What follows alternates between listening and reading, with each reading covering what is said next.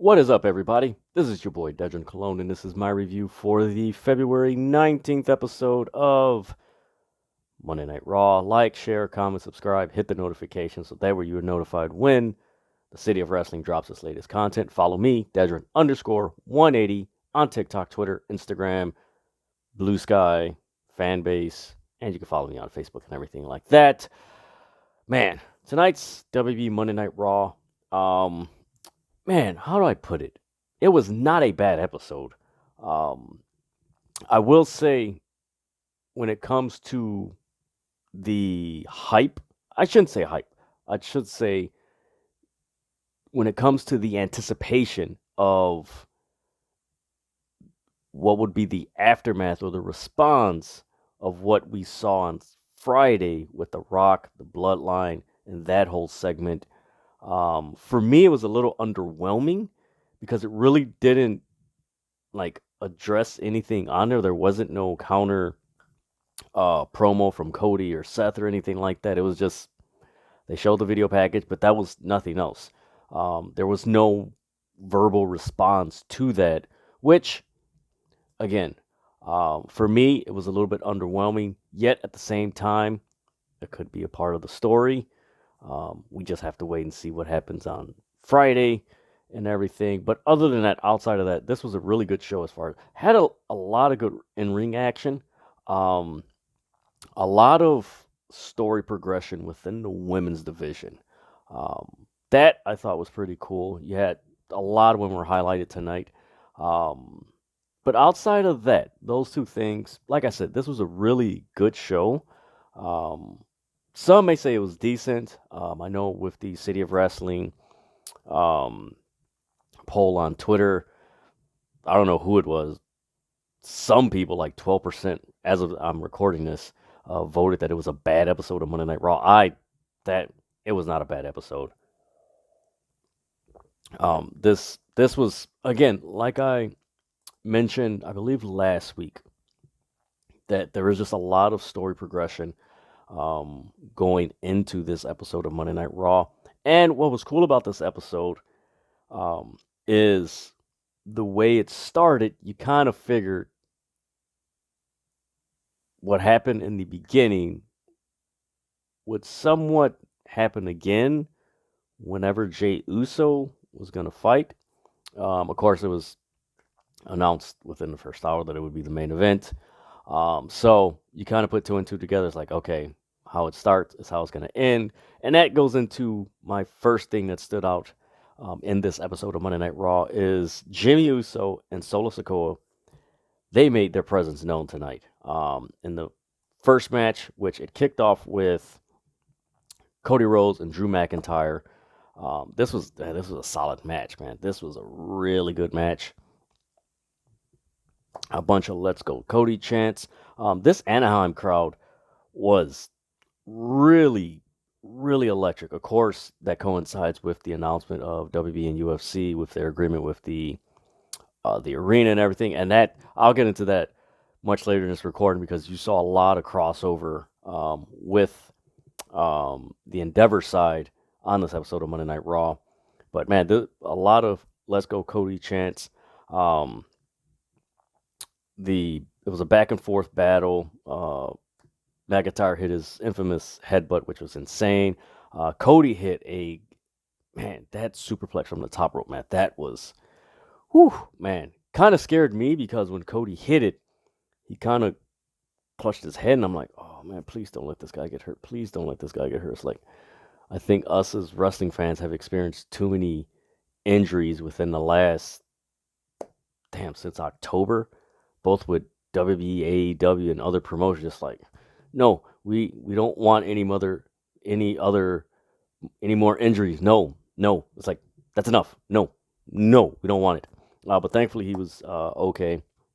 Cody hit an insane Cody cutter where he jumped from one rope to the next rope and then hit the cutter, which was pretty cool. But then,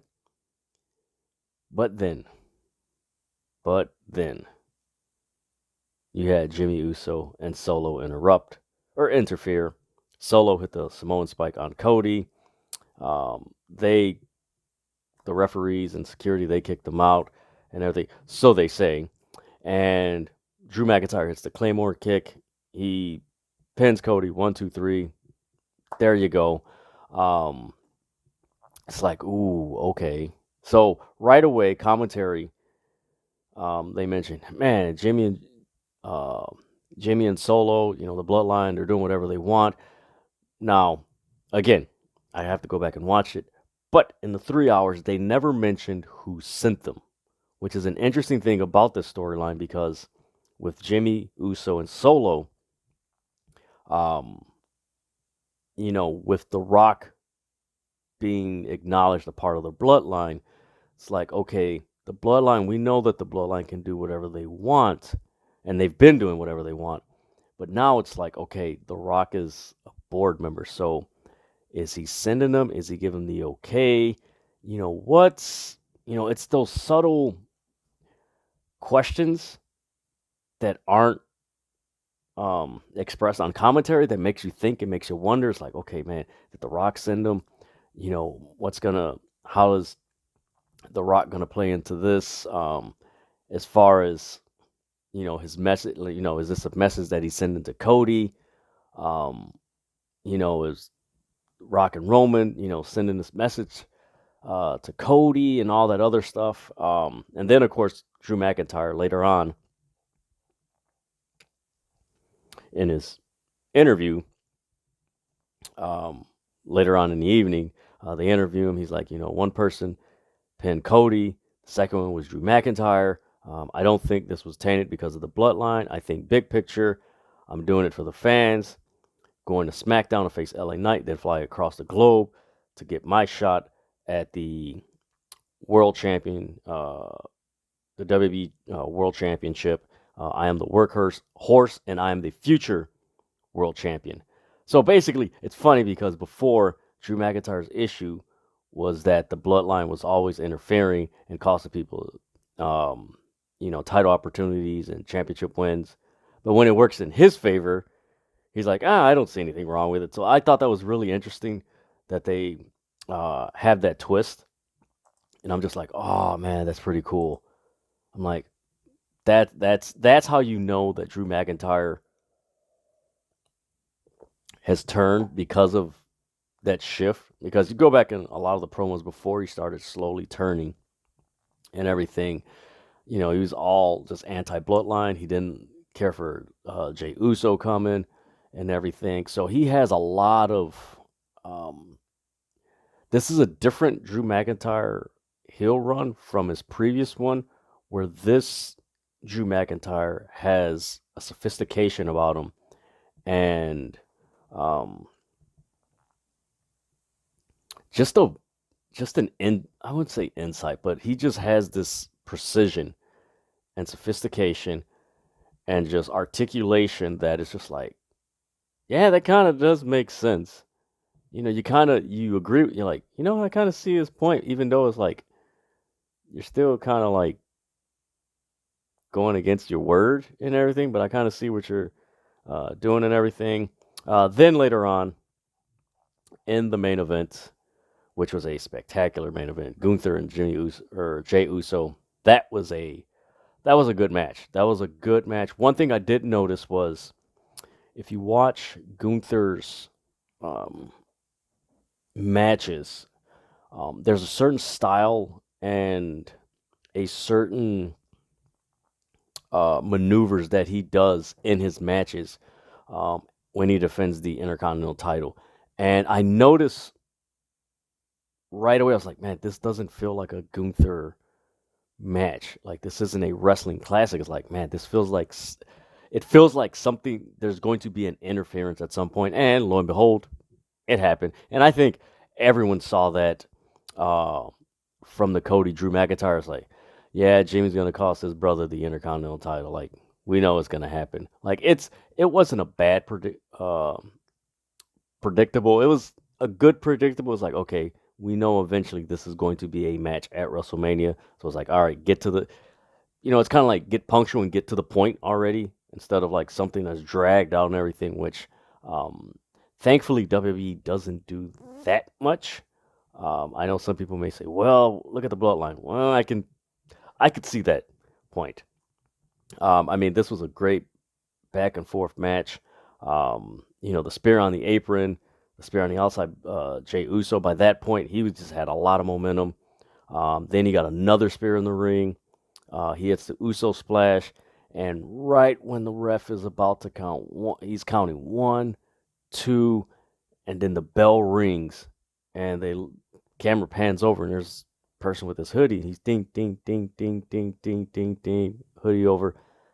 Is Jimmy Uso. Gunther hits a, um,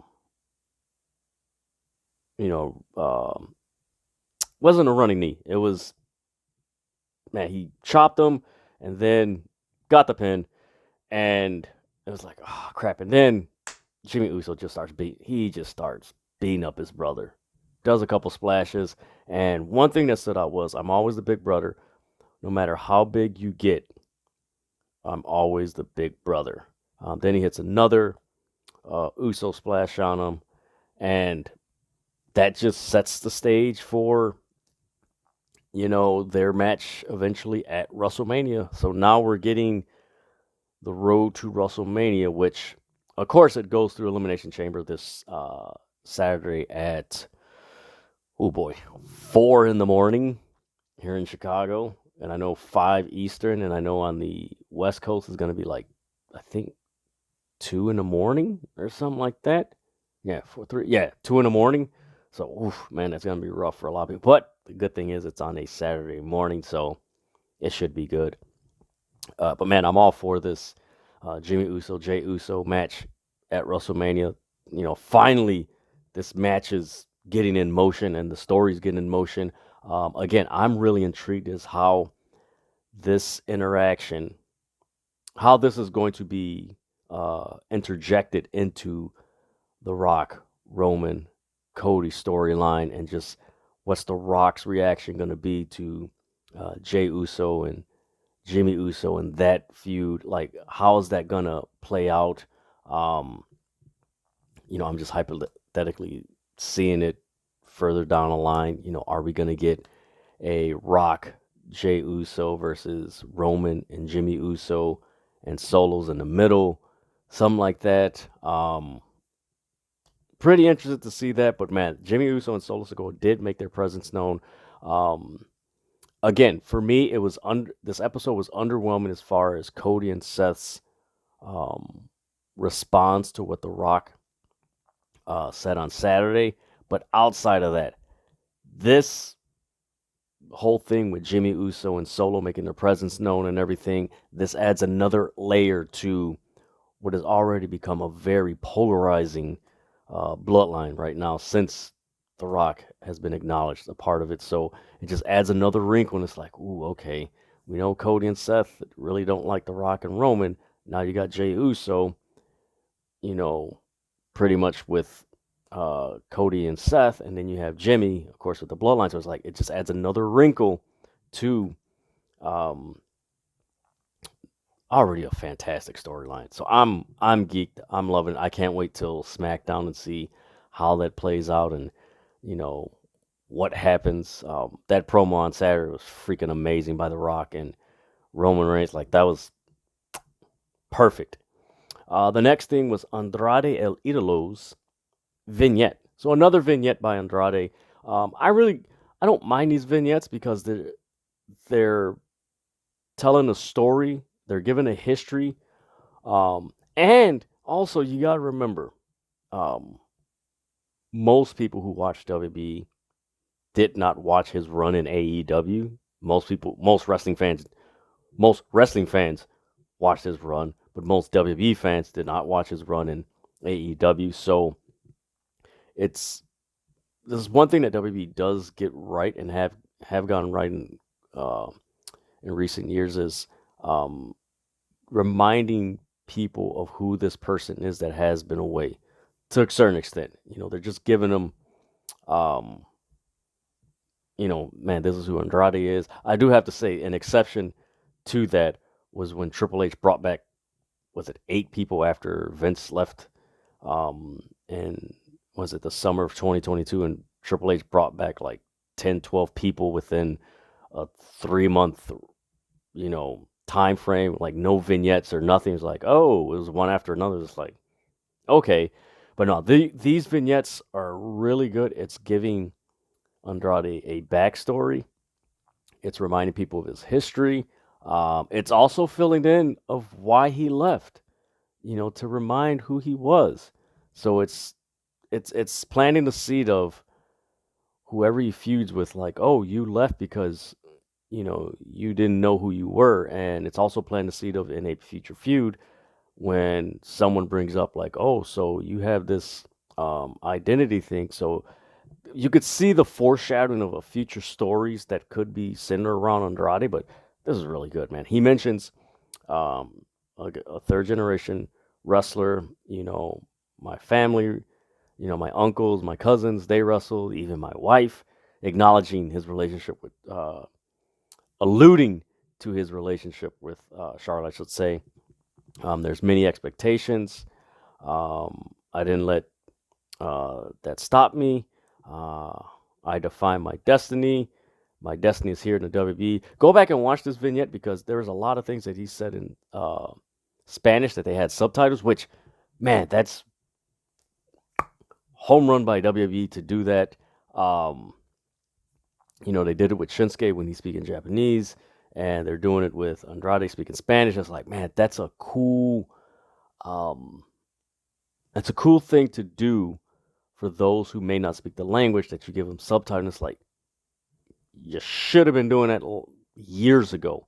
Of course, we know who was in charge and wasn't thinking clearly, but I'm glad they're doing it now. This was a really good vignette, which just adds to the future stories that Andrade will be involved in the WWE. So kudos to him. It should be really good. Now, the next thing that stood out in this episode, and it coincides with a relative of the bloodline, Nia Jax. Like, she made a statement tonight. More in the ring. She had it was a split screen interview similar to the one that Seth Rollins had with Matt Riddle a few years ago. Rhea's like, I've worked for this. It's the first time I competed as a champion in my home country. There were many times I wanted to quit. I reminded myself I wanted to prove my doubters wrong. Nia Jax responds, I'm twice your size and I'm triple your talent. Mommy, you're going to go home crying. To your mommy, Rhea replies, you're going to crumble. Your nightmare will become a reality. And she walks off, and Nia Jax is just sitting there. It wasn't a bad split screen interview. You could say to some extent it was a very punctual interview. More so selling Rhea Ripley, selling, why this is important to Rhea Ripley, and just more of also of Nia Jax's dismissiveness to whatever Rhea is saying. Like, I don't care what you want, I'm just going to destroy you. So they really sold that part. I don't find anything wrong with it. It wasn't bad. Like I said, it was very punctual. It got to the point, and it added what wound up happening later. It added even more to it. And why do I say that? We go back, or we fast forward later in the episode. Becky Lynch comes out with a promo. Now, this whole seeing how this segment ended, it's hard to, like, I see the concept of what they wanted to do, but like the execution to get to there, it was kind of like similar to what we've seen with the Money in the Bank participants, where one comes out, then another one comes out, then another comes out, and each one starts stating their case. I I get the concept, but the way it was executed tonight, it was just like, okay, this person talked for a couple minutes, then this one come out. It was like every minute or so, someone else was coming out, and it was just like, okay, we know they're gonna brawl. This was, I wouldn't say it was a bad predictable, but this was like a mediocre, predictable, because you kind of knew what was gonna happen. It was just like, okay, they're gonna brawl, this.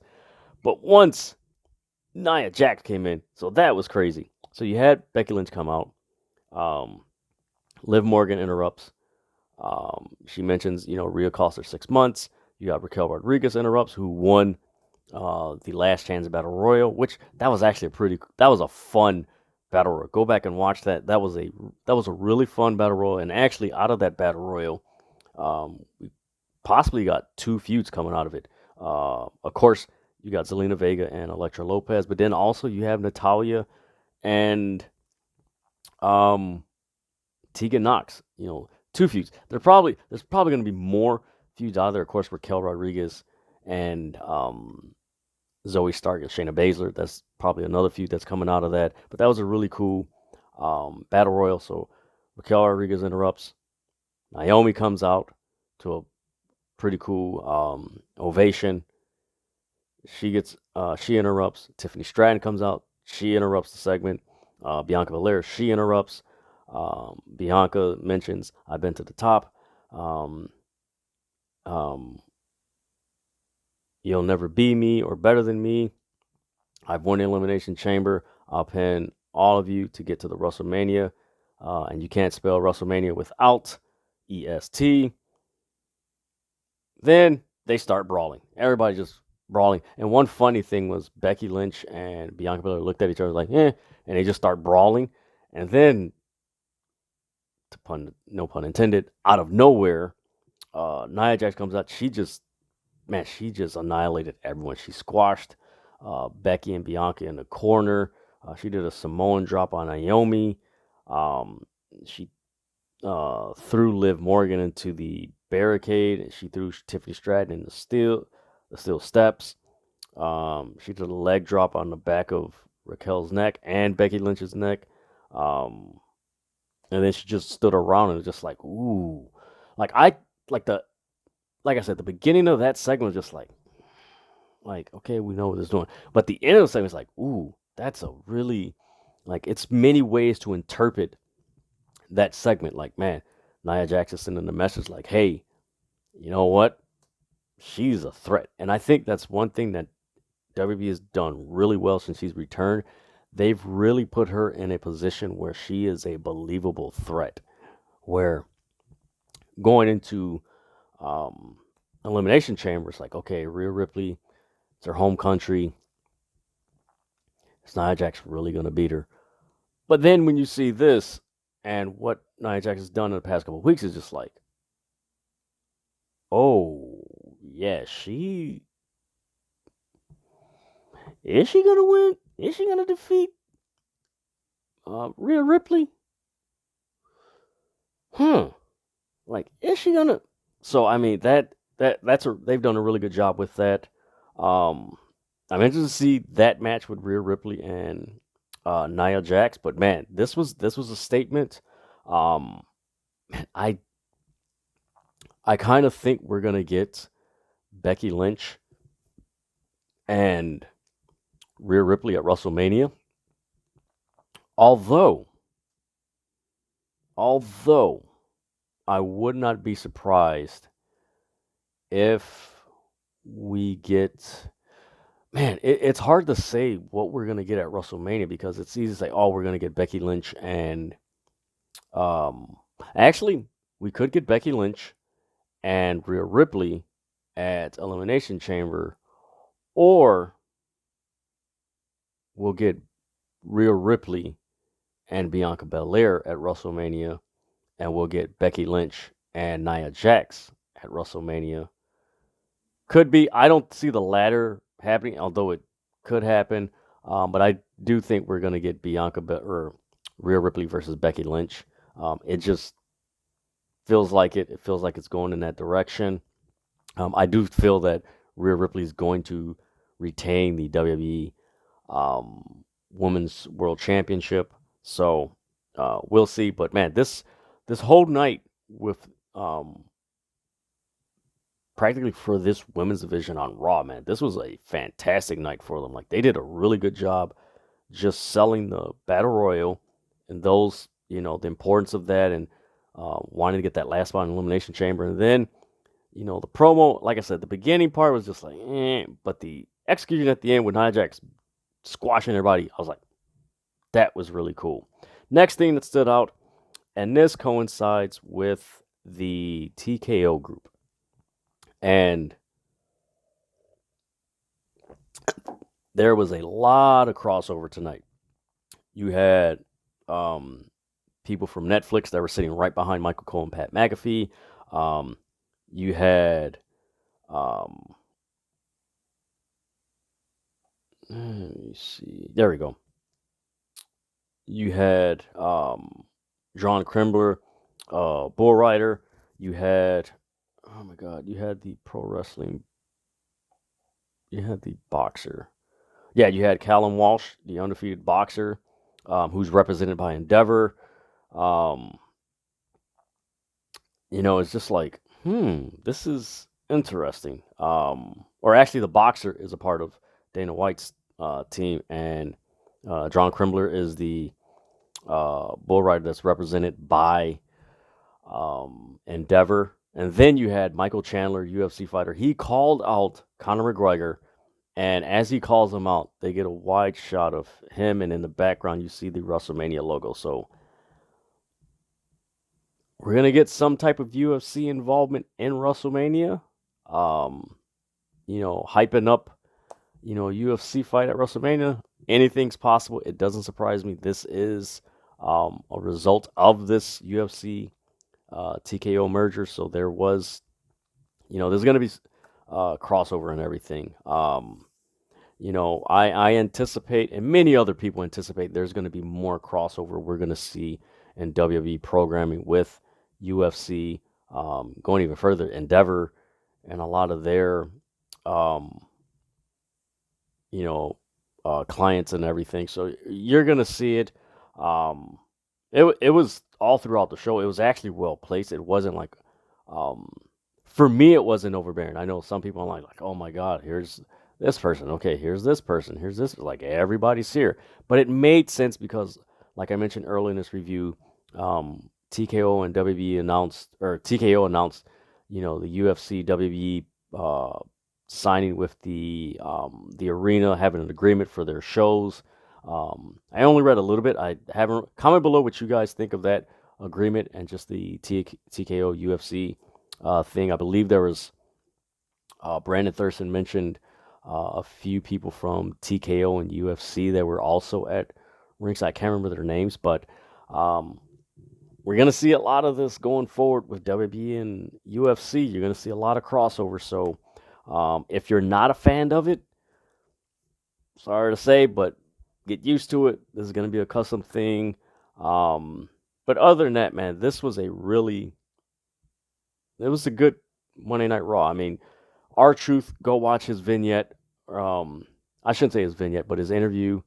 And, he's going back to the first, like it was an interview outside in a raincoat. Like, oh my God. Like funniest thing about that vignette or slash interview was he tells the interviewer, yeah, I have Shawn Michaels and Triple H. We're with DX, and we're gonna show them tonight. And it's basically Ciampa and Gargano, and he calls DIY DX.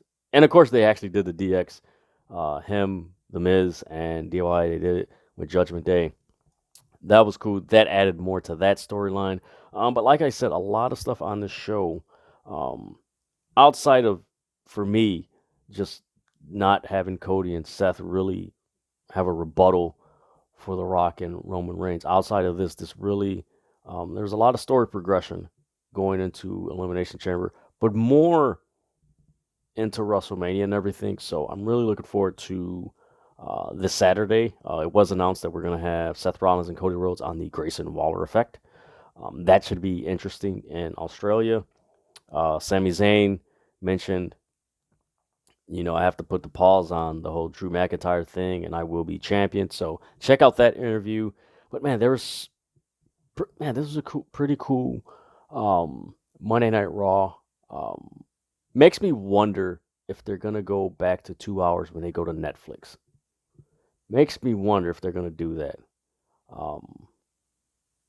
Something to think about because I don't see, with them being on USA Network, it makes sense to go to 3 hours because you get the ad revenue and all that other stuff and sponsors and stuff like that and advertisements so you could sell more advertising, which that makes sense. But on Netflix and with it being streaming, it's like, are they going to keep to 3 hours or go to two? It's real interesting. But man, I'm looking forward to uh, Friday, SmackDown. Man, Jimmy Uso and Solo, they made their presence known. Nia Jax made their presence known. Um, I shout out to my buddy Jeffrey Taylor. He mentioned, he's like, man, why isn't Nia Jax in the Bloodline? And that's something that I mentioned on my review, or actually my reaction to Friday, that it does seem like Roman Reigns' concept or his idea of Bloodline is different from The Rock. So you have two different ideologies of what the Bloodline is and everything. And tonight, when I saw this, like, man, Jimmy Uso and Solo, they made their presence known. Nia Jax made their presence known. It's like, what if The Rock actually gets the family together and he starts aligning people together, similar to how Bret Hart got the Hart Foundation together in 1997? It's something to think about. Although many people believe that The Rock is a double agent for Cody Rhodes, so we'll see if that comes to fruition. But the way the parallels between Nia Jax dominance and Solo and Jimmy Uso's presence tonight, it's kind of like, is there something there? I don't know. We'll see how this plays out. But that is my review for the February 19th episode of WWE Monday Night Raw. Like, share, comment, subscribe, hit the notification so that way you are notified when the City of Wrestling drops its latest content. Follow me, Dedrian_180 on TikTok, Twitter, Instagram, and Fanbase, Blue Sky, and you can find me on Facebook. But man, there is never a dull moment in the world of professional wrestling. I don't know why I have this feeling some crazy, wacky news is gonna break tomorrow. It's the wrestling world. There's never a dull moment. Never say never.